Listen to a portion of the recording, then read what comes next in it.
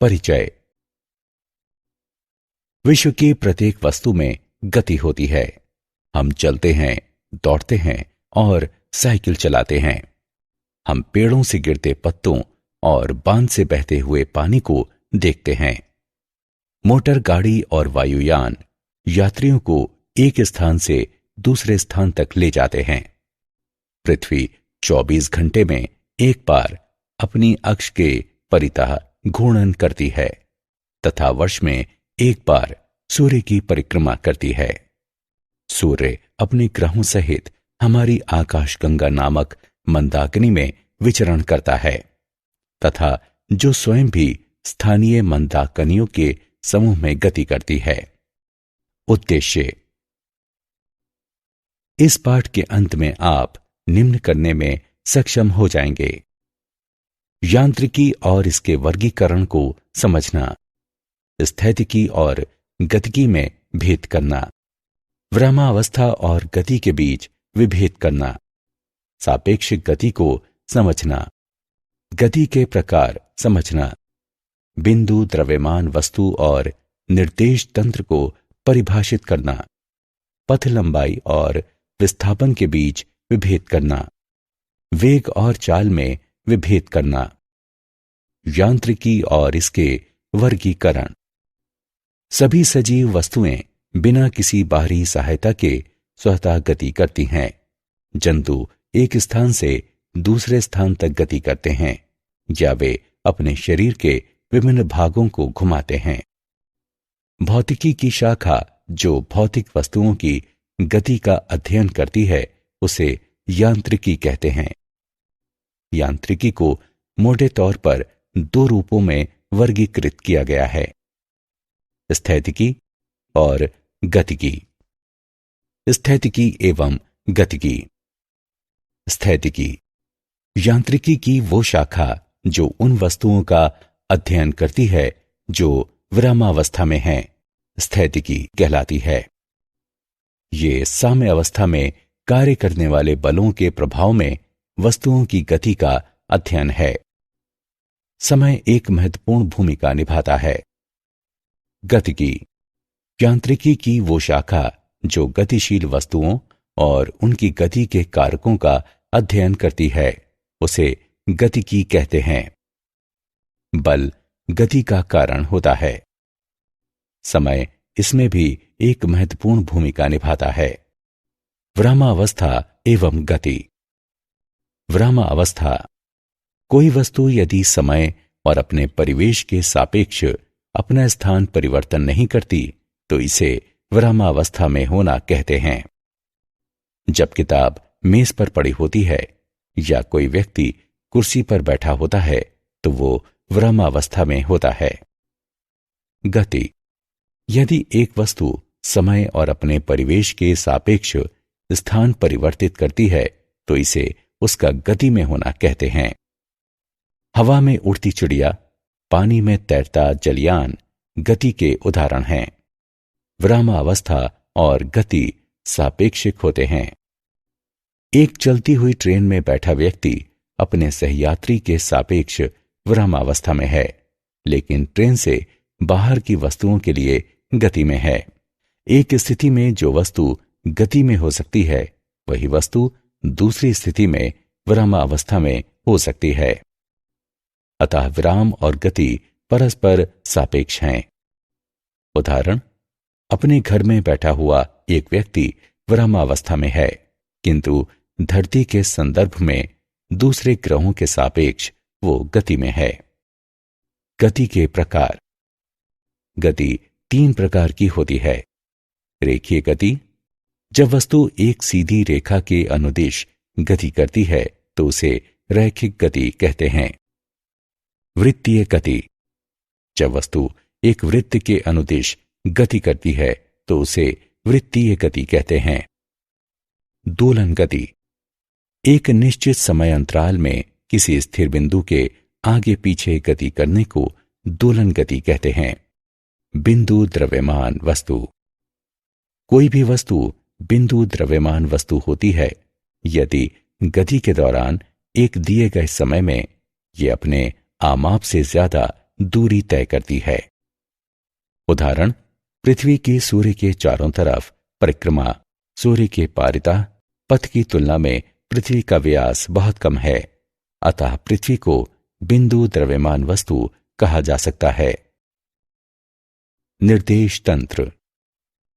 निर्देशांक अक्षों यानी परस्पर समकोण बनाती तीन रेखाएं उसकी एक अवस्था जो कि एक प्रेक्षक यानी मूल बिंदु से संबद्ध हो और जिसके सापेक्ष कोई प्रेक्षक किसी गतिशील वस्तु की स्थिति, विस्थापन, वेग, त्वरण इत्यादि बता सके। इसमें तीन अक्ष एक्स, वाई और जेड तथा कण के प्रस्थान बिंदु पर एक केंद्र होता है। एक विमीय, द्विविमीय और त्रिविमीय गति। एक विमीय गति तीन निर्देशांकों में से केवल एक के सापेक्ष गति करना, साथ ही वस्तु की स्थिति समय के सापेक्ष परिवर्तित हो रही होती है। उदाहरण, सरल रेखा में चल रही कार। द्विविमीय गति तीन निर्देशांकों में दो के सापेक्ष वस्तु की गति, साथ ही वस्तु की स्थिति समय के सापेक्ष परिवर्तित हो रही होती है। उदाहरण, बिलियर्ड टेबल पर गति करती बिलियर्ड की गेंद। त्रिविमीय गति तीनों निर्देशांकों के सापेक्ष गति, साथ ही वस्तु की स्थिति समय के सापेक्ष परिवर्तित होती है। उदाहरण, हवा में उड़ती हुई पतंग। पथ लंबाई और विस्थापन के बीच अंतर। संपूर्ण पथ लंबाई किसी वस्तु द्वारा दिए गए समय में की गई गति के दौरान तय की गई वास्तविक दूरी होती है। ये शून्य नहीं हो सकती। ये एक अदिश राशि होती है। विस्थापन एक निश्चित दिशा में समान समय में वस्तु की दो स्थितियों के बीच की न्यूनतम दूरी को विस्थापन कहते हैं। ये शून्य हो सकती है। ये सदिश राशि है। चाल किसी वस्तु की गति उसके द्वारा तय की गई कुल पथ लंबाई और लिए गए समय के अनुपात के रूप में परिभाषित की जाती है। चाल बराबर पथ घटा लंबाई बटे समय अंतराल। ये अदिश राशि है। इसका एसआई मात्रक मीटर प्रति सेकंड है। इसका विमीय सूत्र निम्न है। एक समान चाल और असमान चाल। एक समान चाल जब कोई वस्तु समान समय में समान दूरी तय करती है तो उसकी चाल को एक समान चाल कहते हैं। असमान चाल जब कोई वस्तु असमान समय अंतरालों में समान दूरी तय करती है या असमान दूरियां समान समय में तय करती है तो उसकी चाल को असमान चाल कहते हैं। औसत चाल और तात्क्षणिक चाल। औसत चाल किसी वस्तु द्वारा तय की गई कुल दूरी और लिए गए कुल समय के अनुपात को औसत चाल कहते हैं। औसत चाल बराबर संपूर्ण पथ लंबाई बटे संपूर्ण समयावधि। तात्क्षणिक चाल समय अंतराल डेल्टा टी में किसी वस्तु की चाल को तात्क्षणिक चाल कहते हैं। वेग और इसके प्रकार।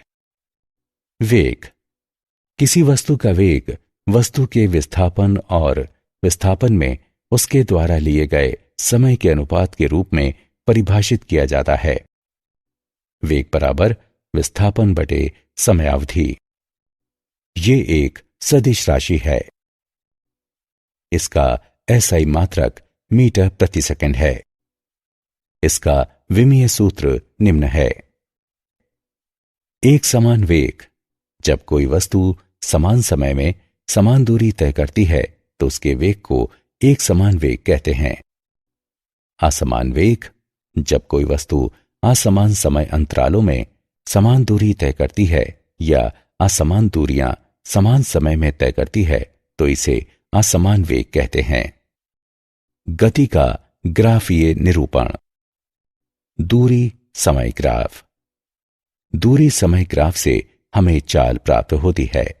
दूरी समय ग्राफ की प्रवणता से हमें चाल प्रदान करता है। 1. यदि दूरी समय ग्राफ एक सीधी रेखा है तो चाल एक समान है। 2. यदि दूरी समय ग्राफ एक वक्र रेखा है तो चाल असमान है। क्या आप जानते हैं ब्रह्मांड में गति को यांत्रिकी के दो प्रत्यक्षता परस्पर विरोधी सिद्धांतों के समुच्चय से वर्णित किया जाता है। ब्रह्मांड की सभी बड़े और ज्ञात वस्तुओं की गति, जैसे प्रक्षेप्य, ग्रह, कोशिकाएं और मनुष्य का वर्णन क्लासिक यांत्रिकी द्वारा किया जाता है। बहुत छोटे परमाणविक और उप परमाणविक आकार की वस्तुओं का वर्णन क्वांटम यांत्रिकी द्वारा किया जाता है।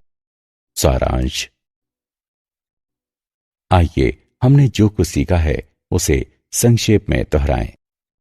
स्थान में परिवर्तन को गति कहते हैं, दूरी के सापेक्ष गति को चाल कहते हैं और विस्थापन के सापेक्ष गति को वेग कहते हैं। गति सतत या परिवर्तनीय वेग के अनुरूप क्रमशः एक समान या असमान हो सकती है। दूरी या विस्थापन के परिवर्तन की दर हमेशा क्रमशः चाल या वेग प्रदान करती है।